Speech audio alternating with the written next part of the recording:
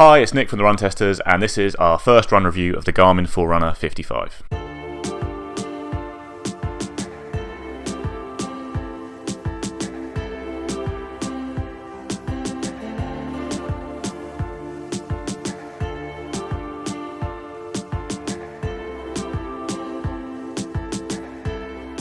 So Nick, the Forerunner 55, it's the latest sort of budget watch from Garmin, but can you tell us what's new about this device? Sure, yeah, so this watch is, like you say, Garmin's new entry-level watch in the Forerunner range. It replaces the Forerunner 45 and the smaller 45S, and then also the slightly odd 45 Plus, which was released last year, was cheaper than the original 45, had a couple of extra features, but was available in very weird ways. Like, I'm not sure it ever made it to the US. In the UK, it was only available from Argos and Garmin's own website.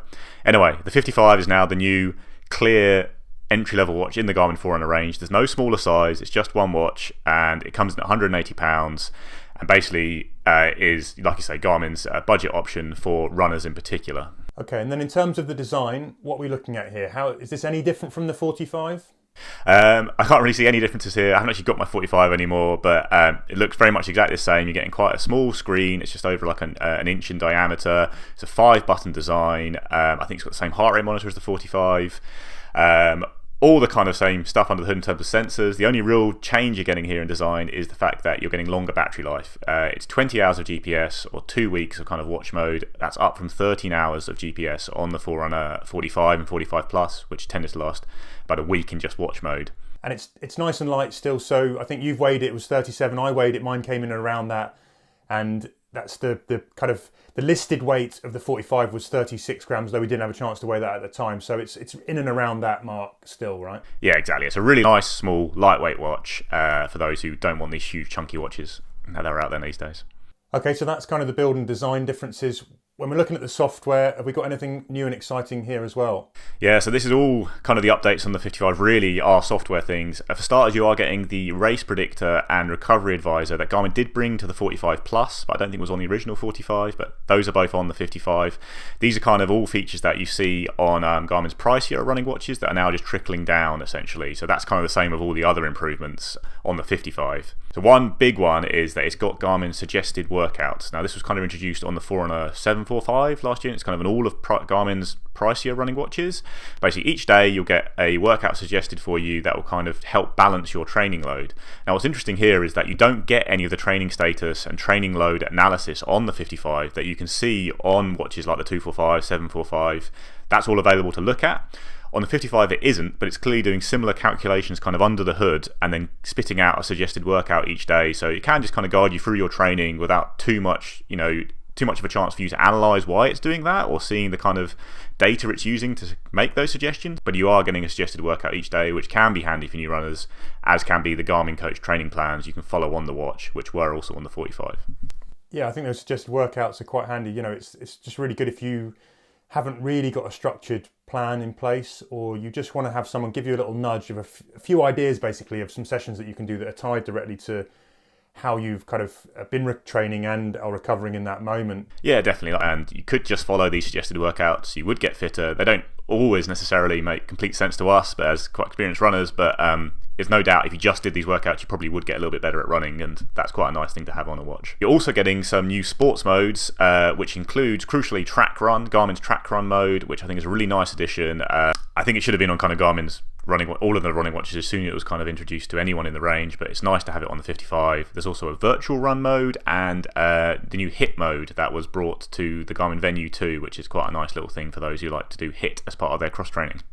Another feature that I know you've used in the past on some of the higher end watches, Nick, it's called Pace Pro, and we're going to get a Pace Pro Lite version of that kind of racing targeted kind of feature on the Garmin Forerunner 55. So just explain roughly what that is.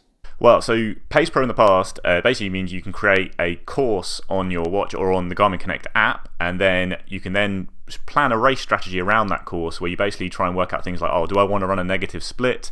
how hard do I want to run the hills on an undulating course. So you can set it up so like I actually want to take the hills quite easy. So for that kilometre split where I'm going uphill, I'll run a fairly slow kilometre, knowing that I'm going to make up that time later on a downhill split somewhere in the race. It's quite a nifty way to kind of break down your races into kilometre or mile splits based on the terrain you're doing. I've used it in undulating half marathons and marathons, and I've really enjoyed it.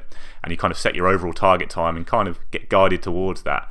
Now, this is a light version, and obviously the Forerunner 55 doesn't have any navigation skills, so I'm not entirely sure what it's going to involve, but it could just be a basic race strategy where you get guided through like a negative split, and you start with a kilometre at this pace, each one gets progressively faster, so you finish strong and hopefully hit your target time.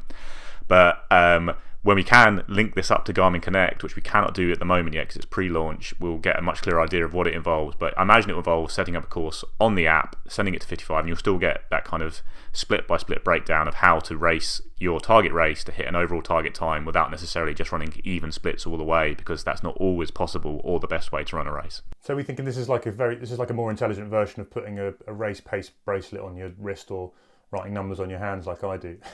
Yeah, that's exactly it. Yeah, that's basically exactly what it is. And it can be quite handy, especially on undulating courses I found in the past. And there is also a very simple kind of race mode that's been brought to the watch, which is estimated finish time. Now, this has definitely been on Garmin's in the past. I've used it going back to like the 935, I think.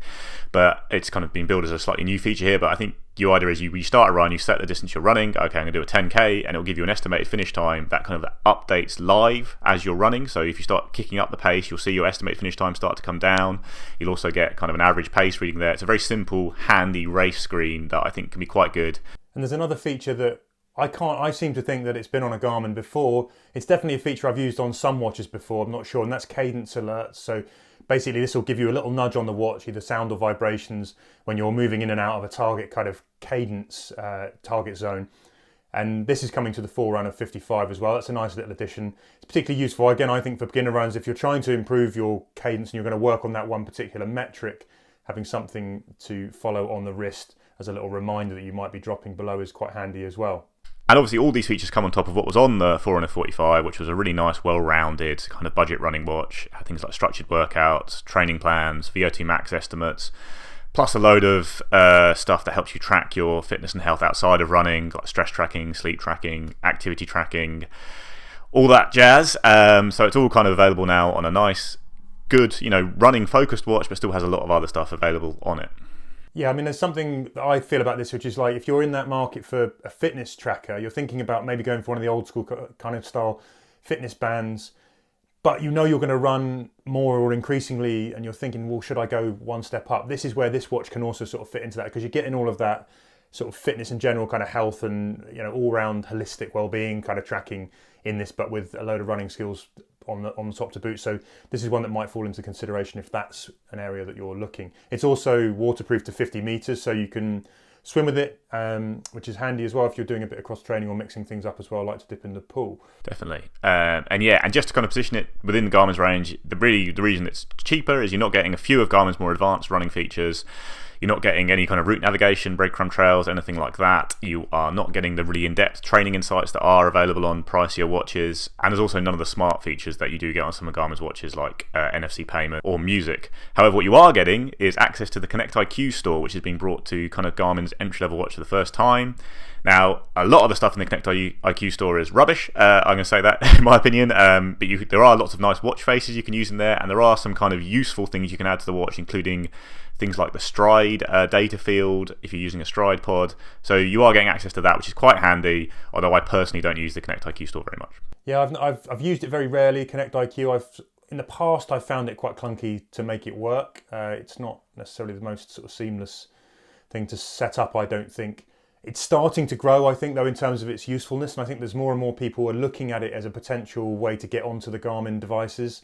It's starting to feel a little bit more like an Apple kind of style network of different apps that can make your watches better, although it's not as easy to use, but it is becoming more interesting, I think. One of the things that jumped out for me is we used a blood glucose monitor called Super Sapiens that tells you what your real-time glucose is, and that is one of the fields that you can add to your watch. So these kind of third parties are starting to make Garmin devices more useful. All right.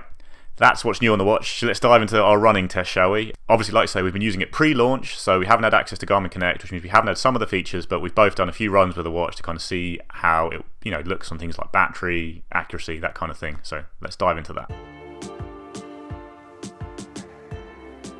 Okay, Kieran, so I'm actually currently quarantining, so all my runs have been indoors, but you've had a chance to go outdoors with the watch and used it for a few kind of quite long runs, I think. Yeah, I mean, I've had it for just under a week, and in that time I've done a few long runs. I did a 18-miler yesterday with it. It was like 2 hours and 42 minutes to be very precise, which was kind of a mix of, I tried to do sort of easy runs, and then I was trying to up to my kind of target marathon pace. I then tried to go to my half marathon pace and then back down to marathon pace before finishing off with a steady warm up. That didn't work because I ran like bobbins. So I have used it at different intensities, but over a nice kind of long test to see how it worked. My first kind of thoughts on the design are, it is a small watch.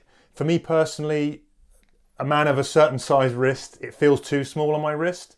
I actually think one of the big things I notice is the strap comes up quite small. And I don't know if you can see here, that's kind of how tight I had this on my wrist. And you can see there's very little kind of tail, and it just feels like it's stretching a little bit. I would like to see a bigger strap on it. That was one of the most noticeable things. It is light. If you come from a higher end watch and you're thinking of should I drop down, save a bit of money, the other thing I think you'll notice is the screen resolution is very different to what you might expect on some sort of more expensive watches, and that's noticeable for me when I'm used to something a bit higher up. It feels well built. The strap feels nice and strong. This doesn't feel like it's going to break. Like some straps can be sort of a bit more delicate.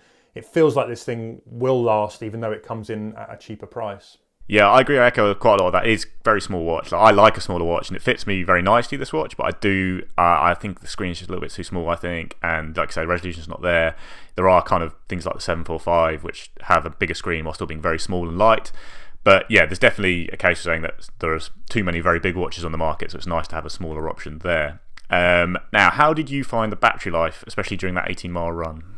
See, I was kind of pleasantly surprised with the battery life. The test that I did for a 2 hours, 42-minute run, it dropped 9% from 100%. So that's a good performance, really, for that kind of time. And I think that if you sort of scale that up, that actually comes in over the estimated time that's listed by Garmin of the 20 hours. So in terms of general usage, I took this off charge at around 11 a.m. on a Saturday morning. At 10 a.m. come Sunday, it was down to 88%. So you're looking at about 12% burn with that 3-hour run built in. So that's also a pretty good solid performance in terms of general usage as well. It only drained about 3% overnight. Yeah, which is great. I think a week is always kind of the figure I like to see on a watch. You're nice to get for a nice week of training, do your long run, charge your watch, start again next week. I think that works quite well. One thing I did want to touch on, Nick, when you're looking at the difference between this and the kind of 45, and you're thinking, okay, you've gone from 13 to 20 hours GPS, this one is definitely looks like it's going to hit that 20 hours GPS.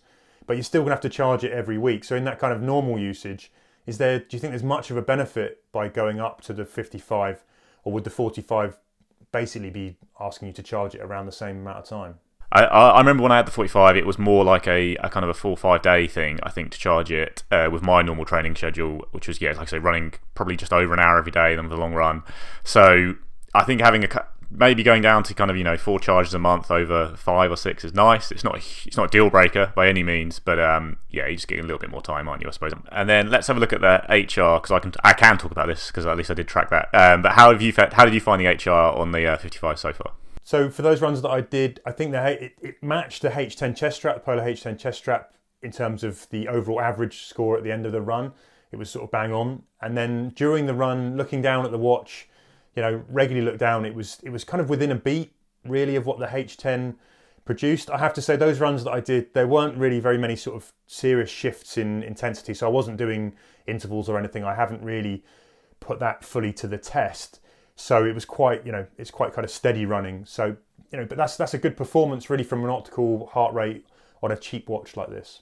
Yeah, as for me, I always found basically within Garmin's range, the smaller and lighter the watch, the better the heart rate readings are. And I found so far on my runs with it that the heart rate's been really good on the 55. So it's been on the treadmill, so very sweaty indoor running, but I think that often gets a better reading than going outside sometimes. But it's been pretty much beat for beat with the chest strap on my other side, and I've done some progression runs where I've gone quite close to kind of my my max heart rate, and it's tracked up very nicely. I haven't done the kind of up and down short sharp stuff, but so far I've been pretty impressed with the heart rate. But yeah, we'll see.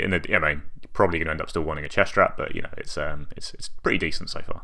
And then a couple other new features we can note quickly on, because we have had some recovery estimates on the watch. I will say, because it hasn't hooked up to Garmin Connect, it hasn't taken all my past training history. So at the moment, my recovery advice is much longer than I'd get from another Garmin that has seen my training in the past. Has that been the same for you? Yeah, mine was longer. I think it gave me maybe about like half a day or more longer in terms of after that 18-mile run.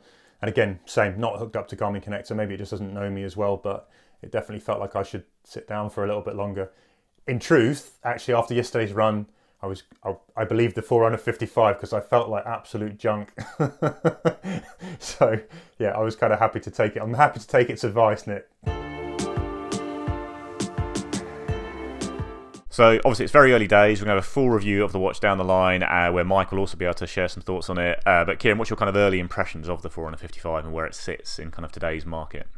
Well, my initial reaction is this is a neat, kind of well-built, tidy little watch that if you want something that is kind of small and compact, light, a bit kind of more basic, but comes with quite a lot of sort of extra bells and whistles beyond what you'll get from sort of a fitness tracker, then this is definitely worth a look. I do feel like it's basically on kind of insights, features and real estate in terms of screen real estate. It's kind of outgunned by the Coros Pace 2, which if it was my money, because these come in at the same price, I would definitely go for the Coros Pace 2. There's just more there, and I feel like the Coros Pace 2 will improve more over time than this Forerunner 55. It's also just a bit small for my liking on the wrist, and the screen resolution is a bit sort of too pixelated for me personally. And aside from that sort of extra GPS battery life, my big question that rang in my head is, what does this do that's actually really much better or much different than the Forerunner 45? And I don't know, the kind of bargain hunter in me feels like actually, if you can find a 45 cheaper when this one comes out, you might be just better off served going for that if you don't mind charging your watch a little bit more. Yeah, I think it's fair enough. I think there's a lot of watch here. Like, I actually think most of the time this will cover the needs of pretty much every runner out there. Most runners, especially not going ultra distance. For me, this probably would cover all I really need from a watch. I just prefer, I do prefer a bigger screen, and I do like navigation on a watch. But yeah, it's a very good watch that covers all the basics. And I would call it a beginner watch throughout this, but actually there are a lot of very experienced runners that get everything they need from this watch, I think. I suppose my slight gripe with it is, like you say, a lot of this stuff is software updates. I think there's certainly a case of saying Garmin could have put these all on the Forerunner 45 and things like track run, recovery advice. They put it on the 45 plus. Like, really, I don't know. It's just a minor annoyance. I think that now the 45, I guess, is now unsupported, won't be getting those things. And it just feels a little bit like it's not that old a watch. It's a running watch. These are all running features. Maybe they should have just been brought to the existing device. And yeah, they wouldn't have had their little battery boost, but you could have done that with a bigger update down the line. So yeah, like I said, I'd probably say when it comes out, you're looking at £180. The Forerunner 45 is usually available now for 120, 130, sometimes even £100. The 245 is only kind of just over £200 sometimes. So within Garmin's range, there's certainly competition out there. If you can get by without a few of these new features, the 45 is a lot cheaper. And like I say, there's the Coros Pace 2, which not only does have a lot more features and stuff at the moment, especially in terms of the new EvoLab training insights that have come to the watch. Coros has shown a willingness to put new features onto all its watches, including the kind of cheaper entry-level ones. You may be getting a slightly more future-proof device if you do go for that. Yeah, I guess, Nick, one of the things I'm really interested in here is the difference, who might buy this and why. And I think, you sort of break it down into a couple of different people. There's obviously people have got a certain budget limitation. There's also people who really want something small and simple, don't want all of the sort of crazy extras that come with some of the top end watches. They just like to keep it nice and pared back. There's a load of ultra runners in that space who say this to me often. It's like, I just want it to, track my pace, track my distance, and do the basics. And they don't want to spend a lot of money. There's that kind of group. But Nick, is there anyone else that you think might really be the core market for this particular device? Yeah, so it does have a lot of quite tailored features that will work for new runners. There is the Garmin Coach training plans for 5k, 10k, half marathon, which do make life very simple if you are training for those events for the first time. The new suggested workouts is a nice feature on this, I think, which isn't on something like the Coros Pace 2. And there are a couple of other edges that I think the 55 has compared to the Pace 2, which I do prefer the design of the 55. I think it's a slightly nice looking watch and crucially has 5 buttons. I'm not really against the little spinny wheel on the Coros watches to navigate, but I do find buttons slightly easier to use, especially when looking for my post-run stats when it's a long screen and taking that wheel through it on the Coros takes a bit of time. And also just generally Garmin's user interface I think is slightly more friendly at times, but might just be because I'm more used to Garmin. But I do think beginner runners will get a lot from this watch. It will help you train, learn how to train properly, learn about the kind of different workouts you can do in a week that more experienced runners kind of maybe take a little bit for granted. So there are some nifty features there on that front. And like you say, that anyone who wants a simple watch, wants a simple Garmin watch with some of the features, but doesn't really care about too much in-depth training analysis, it's a nice option to have in the range. But that's actually what I was going to say earlier. Now you've triggered my memory of it. Is actually some of this, if you want to go for that kind of simple paired back design, just in a bigger screen, actually, and I think there's probably quite a lot of runners who would maybe like a bit more real estate, but keep that sort of same feature set to a certain extent, simplicity but slightly larger. Yeah, it'd be interesting to see if they release different sizes of this down the line, like they did do with the Forerunner 45, with the smaller size actually. But maybe there's definitely room for a 55 XL, which just has even just Garmin's normal screen size, which is I think only like 0.2 of an inch bigger than this. So they could probably make it work. You would lose a bit of battery, I guess. I suppose the other thing to say is this RRP. The one thing that doesn't seem to happen with Coros watches is they don't seem to drop from their RRP. They're set at a pretty good price generally, and then that's the price. As with the 45, you can expect the 55 to be cheaper down the line, but I do think at 180 it's a little bit overpriced. Yeah, I'd agree with that. I think I'd like to have seen it around sort of £30 cheaper, and then I think it would have made it a really, really interesting kind of competitor in this space.